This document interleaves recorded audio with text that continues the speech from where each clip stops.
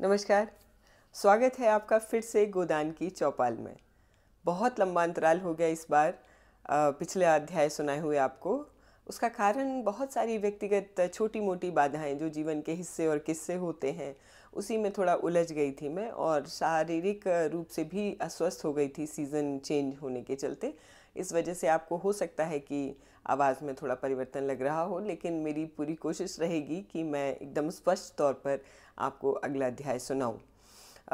आगे के लिए आश्वस्त करते हुए कि पूरी अपनी तरफ से पूरी कोशिश रहेगी कि निरंतरता बनी रहे, क्योंकि मैं देख पा रही हूँ कि गोदान के पृष्ठ अब बहुत ज़्यादा शेष नहीं है।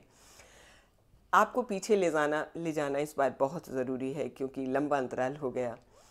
फ्लैशबैक में मैंने जो आपको लास्ट चैप्टर सुनाया, वो मुझे खुद देखना पड़ गया कि मैंने आपको क्या सुनाया, इतना समय हो गया।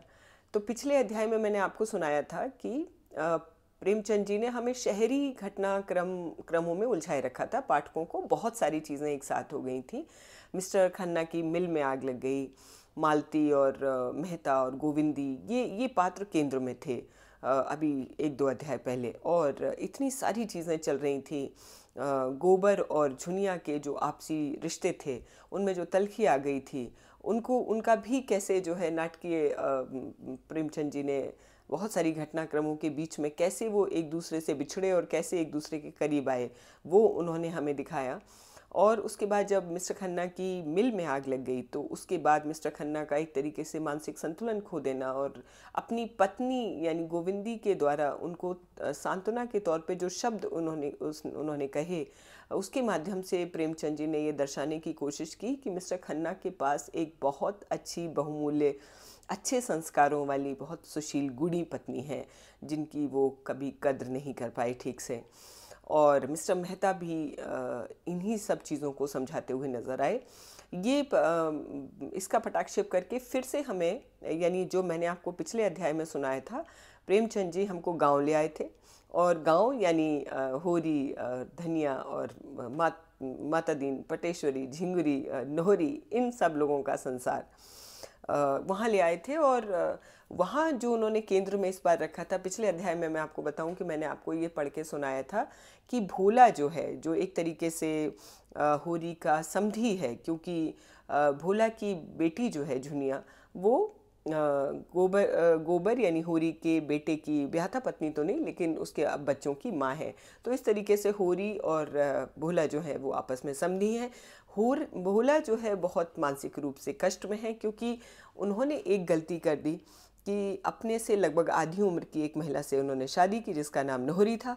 और नोहरी जो है सामाजिक रूप से अति सक्रिय रहने वाली महिला है, और ये बात सामाजिक रूप से लोगों के बीच चर्चा का विषय रहती है, और भोला को ये बहुत खलता है।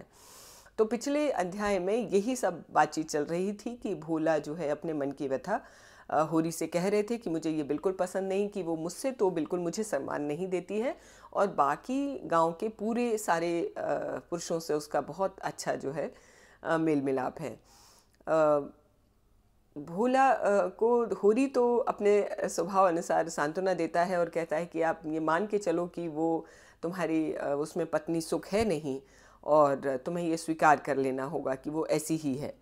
लेकिन धनिया बीइंग धनिया, वो बहुत ही उत्तेजित होकर कहती हैं कि ऐसी ऐसी पत्नी को, ऐसी महिला को अपने आसपास रखना और खुद जो है वो हंसी का पात्र बनना, ये कहीं की समझदारी नहीं है। वो यहाँ तक उन्हें भोला को ये सलाह दे डालती है धनिया, कि उसको मार दो और बस ये सोचो कि तुम्हारा इतना ही जीवन था, क्योंकि ऐसे अपमान के जीवन से तो मृत्यु भली है। तो होरी उसको समझाता है कि तुम ये सब बातें मत करो, और ये ठीक नहीं है। तो ये सारी चीज़ें हैं। फिर से गांव में खाने के लाले पड़ गए हैं। होरी और धनिया जो हैं, जैसे कि हमेशा ही होता है कि वो मेहनत मशक्क़त करने के बावजूद उन्हें सुख के दर्शन नहीं होते हैं। भोला मैं बार बार भोला कह रही हूँ क्योंकि वो प्रसंग अभी पैरेलल ही चल रहा था।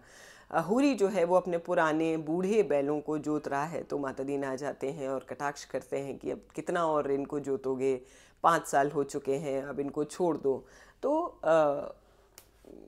जो अंतिम मैंने आपको सुनाया था वो ये था कि होरी अपने बैलों को सहलाता हुआ कहता है कि 5-8 साल क्या होता है, किसान और किसान के बैल को तो पेंशन ईश्वर ही देते हैं, वरना उन्हें तो काम करते, उनकी नियति यही होती है कि उन्हें तो काम करते जाना होता है और उनको कोई छुट्टी देने वाला नहीं होता, किसान और किसान के बैलों को।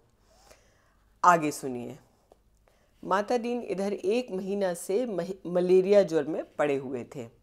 एक दिन तो उसकी नाड़ी छूट गई, चारपाई से नीचे उतार दिया गया। तब से उनके मन में ये प्रेरणा हुई थी कि सिलिया के साथ अत्याचार करने का उसे दंड मिला है। आपको याद दिला दें कि सिलिया एक जो दलित युवती थी वो माता दीन ने अपने साथ रख ली थी और फिर उसको जो है अपमानित करके निकाल भी दिया था। और अब ये देखिए फिर से प्रेमचंद जी ने वो जोड़ा है कि माता दीन इतना ज़्यादा मलेरिया से पीड़ित हो गया था कि लगभग प्राण के लाले ही पड़ गए थे। तब उसे लगा कि सिलिया के साथ जो उसने अत्याचार किया है शायद ये उसका दंड है। जब उसने सिलिया को घर से निकाला तब वह गर्भवती थी, उसे तनिक भी दया न आई। पूरा गर्भ लेकर भी वह मजदूरी करती रही। अगर धनिया ने उस पर दया न की होती तो मर गई होती। कैसी कैसी मुसीबतें झेलकर जी रही है, मजूरी भी तो इस दशा में हो नहीं सकती। अब लज्जित और द्रवित होकर वह सिलिया को होरी के हंसते 2 रुपए देने आया है। अगर होरी वह रुपए दे दे तो वह उसका बहुत उपकार मानेगा। होरी ने कहा, तुम ही जाकर क्यों नहीं देते? माता दीन ने दीन भाव से कहा, मुझे उसके पास मत भेजो होरी, मैं तो कौन सा मुंह लेकर के मैं जाऊंगा। डर भी लग रहा है कि मुझे देखकर कहीं फटकार न लगे, न सुना दे। तुम मुझ पर इतनी दया करो। अभी मुझसे चला नहीं जाता, लेकिन इसी रुपए के लिए एक जजमान के पास कोस भर दौड़ा गया था। अपनी करनी का फल तो मैं बहुत भुगत चुका हूँ। इस बमनई का बोझ अब नहीं उठाए उठता। माने जो ब्राह्मण के क्रियाकलाप होते हैं उसे बमनई लिखा है प्रेमचंद जी ने। लुक छिपकर चाहे कितना कुकर्म करो कोई नहीं बोलता, परतच कुछ नहीं बोलते। परतच यानी डायरेक्टली कुछ नहीं बोलते, नहीं कुल में कलंक लग जाएगा। तुम उसे समझा देना दादा कि मेरा अपराध क्षमा कर दे। यह धर्म का बंधन बड़ा कड़ा होता है। जिस समाज में जन्मे और पले उसकी मर्यादा का पालन तो करना ही पड़ता है। किसी जाति का धर्म बिगड़ जाए उसे कोई विशेष हानि नहीं होती। बामन का धर्म बिगड़ जाए तो वो कहीं का नहीं रहता। उसका धर्म ही उसके पूर्वजों की कमाई होता है, इसी की वह रोटी खाता है। इस पराश्चित के पीछे हमारे 300 बिगड़ गए। तो जब बेधर्म होकर ही रहना है तो फिर कुछ करना है तो प्रत्यक्ष करूँगा। समाज के नाते आदमी का अगर कुछ धर्म है तो मनुष्य के नाते भी उसका कुछ धर्म है। समाज धर्म पालने से समाज आदर करता है, मगर मनुष्य धर्म पालने से तो ईश्वर प्रसन्न होता है। अचानक से चेतना जागृत हो गई है माता दीन की। संध्या समय जब होरी ने सिलिया को डरते डरते रुपए दिए तो वह जैसे अपनी तपस्या का वरदान पा गई हो। दुख का भार तो वह अकेली उठा सकती थी, सुख का भार तो अकेले नहीं उठ सकता। किसे ये खुशखबरी सुनाए? धनिया से वे अपने दिल की बातें नहीं कह सकती। गांव में कहीं और कोई प्राणी नहीं जिससे उसकी घनिष्ठता हो। उसके पेट में चूहे दौड़ रहे थे। सोना ही उसकी सहेली थी। सिलिया उससे मिलने के लिए आतुर हो गई। रात भर कैसे सब्र करे? मन में एक अजीब सी आंधी उठ रही थी। अब वह अनाथ नहीं है। माता दीन ने उसकी बाह फिर से पकड़ ली। जीवन पथ में उसके सामने अब अंधेरी विकराल मुख वाली खाई नहीं रह गई थी। लहलाता हुआ हरा भरा मैदान है जिसमें झरने गा रहे हैं और हिरन कुलेलें कर रहे हैं। उसका रूठा हुआ स्नेह आज उन्मत्त हो चुका था। माता दीन को उसने मन में कितना पानी पी पी कर कोसा था। अब वह उससे क्षमादान मांगेगी। उसने सचमुच बड़ी भूल कर दी। उसने उनको सारे गांव के सामने अपमानित किया। वह तो चमारिन है, जात की हेठी। उसका क्या बिगड़ा? आज 10-20 लगाकर बिरादरी को रोटी दे दे, फिर बिरादरी में ले ली जाएगी। उन बेचारों का सदा के लिए धर्म का नाश हो गया। वह मर्जाद तो अब उन्हें नहीं मिल सकती। वह क्रोध में कितनी अंधी हो गई थी कि सबसे वो प्रेम का ढिंडोरा पीटती रही। उनका धर्म तो भ्रष्ट हो गया। उन्हें तो क्रोध ही था। उसके सिर पर क्यों भूत सवार हो गया था? वे अपने घर चली जाती तो कौन बुराई हो जाती? घर में उसे कोई बांध तो नहीं लेता। देश माता दीन की पूजा इसलिए तो करता है कि वो नेम धर्म से रहते हैं। वही धर्म अगर नष्ट हो गया तो वह क्यों न उसके खून के प्यासे हो जाते। जरा देर पहले तक उसकी नज़र में सारा दोष माता दीन का था और अब सारा दोष अपना था। सहृदयता ने सहृदयता पैदा कर दी थी। उसने बच्चे को छाती से लगाकर खूब प्यार किया। अब उसे देखकर लज्जा और ग्लानि नहीं होती थी। वह केवल उसकी दया का पात्र नहीं, अब वह उसके संपूर्ण मातृ स्नेह और गर्व का अधिकारी है। कार्तिक की रुपहली चांदनी प्रकृति पर मधुर संगीत की भांति छाई हुई थी। सिलिया घर से निकली, वह सोना के पास जाकर सुख संवाद सुनाएगी, अब उससे नहीं रहा जाता था। अभी तो सांझ हुई, डोंगी मिल जाएगी। वह कदम बढ़ाती हुई चली, नदी आकर देखा तो डोंगी उस पार थी और माझी का कहीं पता नहीं था। चांद घुलकर जैसे नदी में बहा जा रहा था। वह तो एक क्षण सोचती रही, फिर नदी में घुस पड़ी। नदी में कुछ ऐसा ज्यादा पानी तो क्या ही होगा। उस उल्लास के सागर के सामने नदी क्या चीज थी। पानी पहले तो घुटनों तक था, फिर कमर तक आया और अंत में गर्दन तक पहुंच गया। सिलिया डरी कहीं डूब न जाए, कहीं और गड्ढा न पड़ जाए, पर उसने जान पर खेलकर पांव आगे बढ़ाया। अब वह मझधार में है, मौत उसके सामने नाच रही है, मगर वह घबराई नहीं। उसे तैरना आता है। लड़कपन में इसी नदी में वो कितनी बार तैर चुकी है। खड़े खड़े नदी को पार कर चुकी है। फिर भी उसका कलेजा धक धक कर रहा है, मगर पानी कम होने लगा। अब कोई भय नहीं। उसने जल्दी जल्दी नदी पार की और किनारे पहुंचकर अपने कपड़ों को निचोड़ा और शीत से कांपते हुए आगे बढ़ गई। चारों ओर सन्नाटा था। गीदड़ों की आवाज भी नहीं सुनाई पड़ती थी और सोना से मिलने की मधुर कल्पना उसे उड़ाए लिए जाती थी। मगर उस गांव में पहुंचकर उसे सोना के घर जाते हुए संकोच होने लगा। मथुरा क्या कहेगा, उसके घर वाले क्या कहेंगे। सोना भी बिगड़ेगी कि इतनी रात को वो क्यों आई। देहातों में दिन भर के थके मांदे किसान सरे शाम ही सो जाते हैं। सारे गांव में सोता पड़ गया था। मथुरा के द्वार बंद थे, इसलिए किवाड़ न खुलवा सकी। लोग उसे इस भेष में देख के क्या कहेंगे। वहीं द्वार पर इस अलाव में अभी आग चमक रही थी, इसलिए अपने कपड़े सेकने लगी। सहसा किवाड़ खुला और मथुरा ने बाहर निकलकर पुकारा, अरे कौन बैठा है अलाव के पास। सिलिया ने जल्दी से आंचल सिर पे खींच लिया और समीप पाकर बोली, मैं हूँ सिलिया। सिलिया, इतनी रात गए कैसे आई हो? वहाँ सब कुशल तो है ना? हाँ सब कुशल है। जी घबरा रहा था तो सोचा सबसे भेंट करती आऊँ, दिन को तो छुट्टी नहीं मिलती है। तो क्या नदी था कर आई है? और कैसे आती, पानी कम था। मथुरा उसे अंदर ले गया। बरूठे में अंधेरा था। उसने सिलिया का हाथ पकड़कर अपनी ओर खींचा। सिलिया ने झटके से हाथ छुड़ा लिया और रोष से बोली, देखो मथुरा, मुझे छेड़ोगे तो मैं सोना से कह दूंगी तुम तो मेरे छोटे बहनोई हो, यह समझ लो। मालूम होता है सोना से मन नहीं पटता। मथुरा ने उसकी कमर में हाथ डालकर कहा, तुम बहुत निठुर हो सिल्लो, इस वक्त कौन देखता है?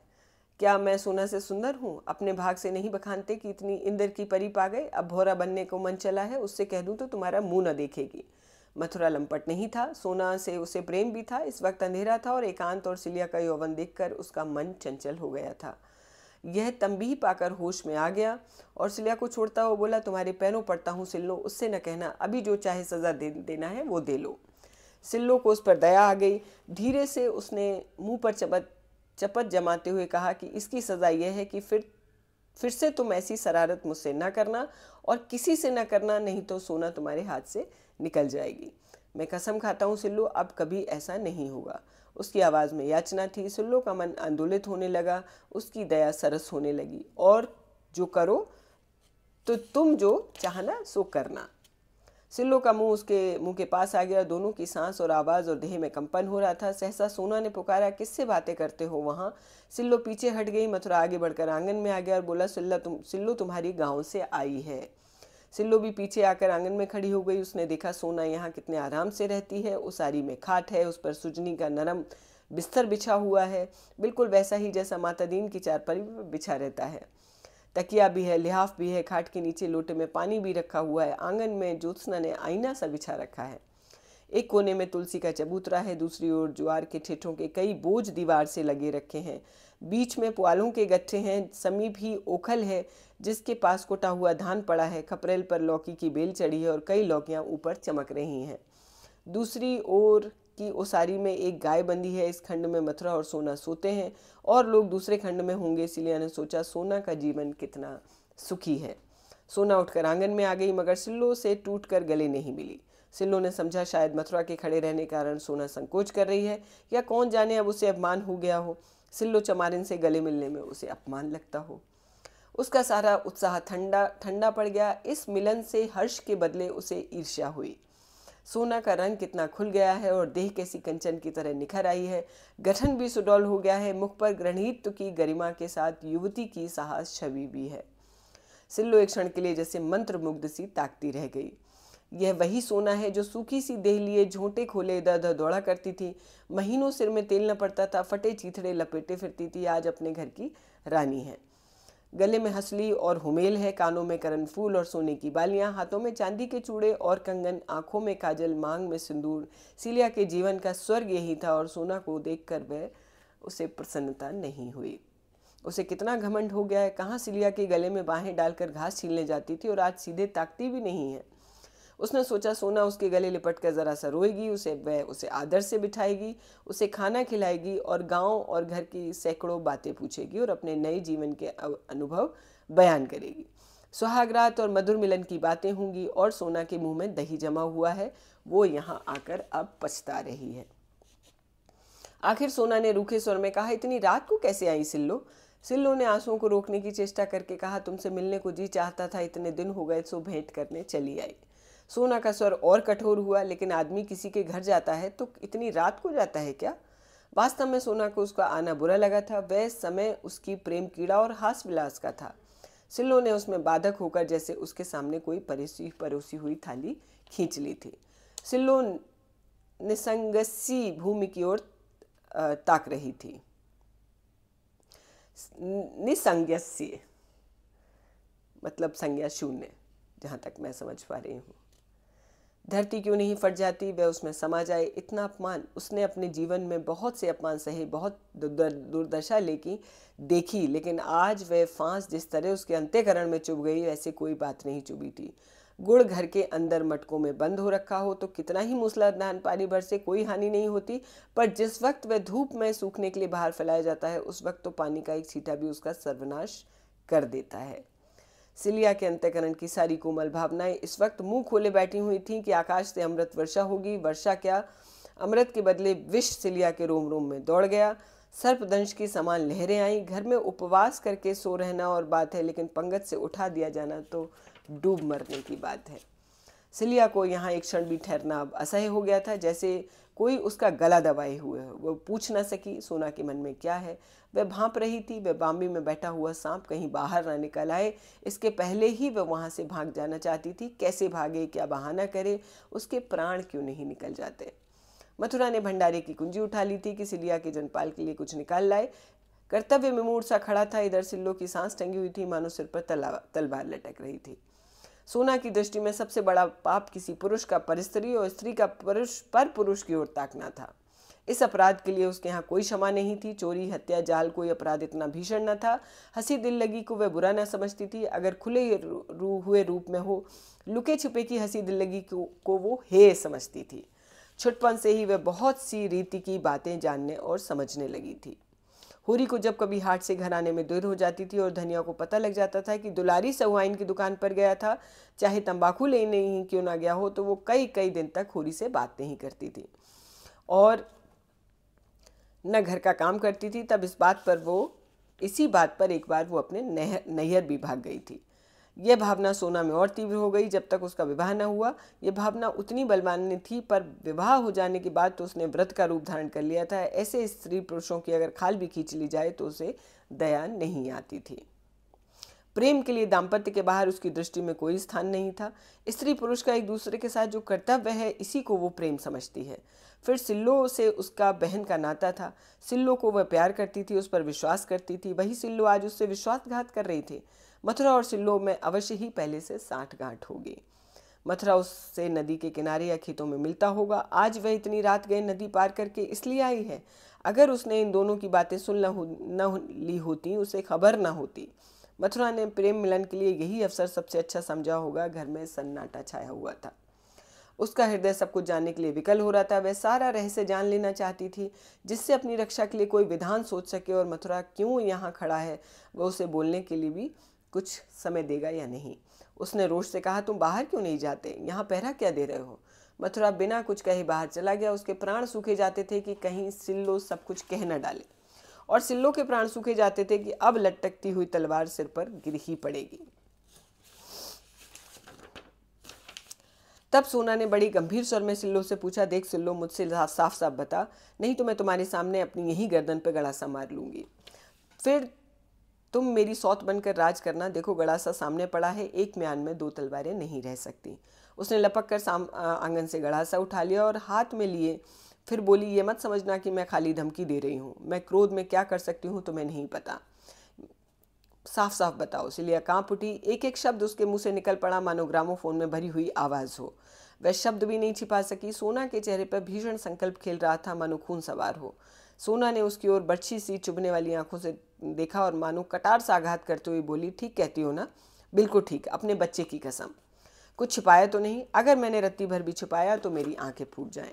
तुमने उस पापी को लात क्यों नहीं मारी? उसे दांत क्यों नहीं काटे? उसका खून क्यों नहीं पी लिया? चिल्लाई क्यों नहीं? सिल्लू क्या जवाब दे? सोना ने उन्मादी की भांति अंगारी सी आंख निकाल कर कहा, बोलती क्यों नहीं? क्यों तूने उसके नाक दांतों से नहीं काट ली? क्यों नहीं दोनों हाथों से उसका गला दबा दिया? तब मैं तेरे चरणों पर सिर झुका देती। अब तो तुम मेरी आंखों में हर्जाई हो, निरी बेसबा। अगर यही करना था तो माता दीन का नाम क्यों कलंकित कर रही है? क्यों किसी और को लेकर बैठ नहीं जाती? क्यों अपने घर नहीं चली गई? यही तो तेरे घर वाले चाहते हैं।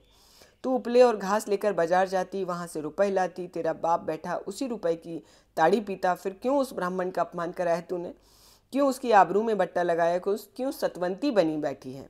जब अकेले नहीं रहा जाता तो क्यों किसी से सगाई नहीं कर लेती? क्यों नदी तालाब में डूब नहीं मरती? क्यों दूसरों के जीवन में विष घोलती है? आज मैं तुझसे कह देती हूँ कि अगर इस तरह की बात फिर कभी हुई तो मुझे पता लगा तो हम तीनों में से एक भी जीता न रहेगा। बस तुम मुंह पर कालिख लगा कर जाओ। आज से मेरे और तुम्हारे बीच में कोई नाता नहीं है। सिल्लू धीरे से उठी और संभल कर खड़ी हुई। जान पड़ा उसकी कमर टूट गई। एक क्षण साहस बटोरती रही किंतु अपनी सफाई में कुछ न सूझ पड़ा। आंखों के सामने अंधेरा था, सिर में चक्कर, कंठ सूख रहा था और सारी देह सुन्न हो गई, मानो रोम छिद्रों से प्राण निकले जा रहे हों। एक एक पग इस तरह देख कर रख रही थी मानो सामने गहरा गड्ढा था। मैं बाहर आई और नदी की तरफ चल पड़ी। द्वार पर मथुरा खड़ा था। बोला, इस वक्त कहाँ जाती हो सिल्लो? उसने कोई जवाब नहीं दिया। मथुरा ने फिर कुछ नहीं पूछा। वही रुपहली चांदनी अब भी छाई हुई थी। नदी की लहरें अब भी चांद की किरणों में नहा रही थीं और सिल्लो विक्षिप्त सी स्वप्न छाया की भांति नदी में चली जा रही थी। ये वाला अध्याय मैं यहीं ख़त्म कर रही हूँ क्योंकि फिर से हमें प्रेमचंद जी शहर के परिवेश में ले जाएंगे, वो मैंने देख लिया है। देखिए कितना परिस्थितियों वश कितना परिवर्तन आ जाता है किसी भी एक घटना में। सिल्लो क्या सोच के चली थी और रास्ते में उसकी क्या विचारधारा चल रही थी, हम लोग पढ़ रहे थे। वो क्या करने गई थी और वहाँ परिस्थितियों की उपज में क्या हुआ, और देखिए किस तरीके से चीज़ें बदल गईं, सारे भावार्थ बदल गए, सारे कथानक बदल गए। प्रेमचंद जी से ज़्यादा अच्छी तरीके से इस तरीके के मनोभावों को कोई और लिख ही नहीं सकता। बहुत जल्दी मिलती हूँ मैं अगले अध्याय के लिए।